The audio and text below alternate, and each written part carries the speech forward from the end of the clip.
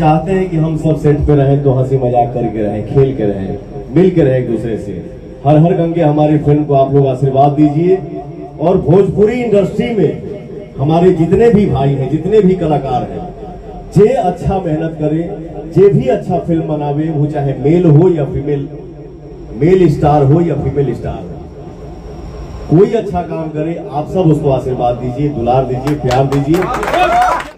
मैंने क्या बोला आपने सुना क्या?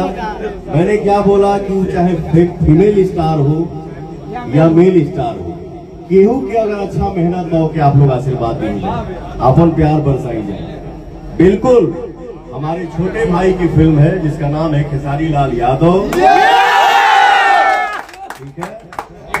हमारी इंडस्ट्री का सुपरस्टार है, लाडला है, प्यारा है, दुलारा है, ठीक है, ट्रेंडिंग स्टार है, ठीक है। तो हमारे भाई की फिल्म आ रही है संघर्ष 2। बिल्कुल मैं आप सब के बीच में बोल रहा हूं, कहां खड़ा होना है संघर्ष 2 के लिए? पवन सिंह सबसे पहले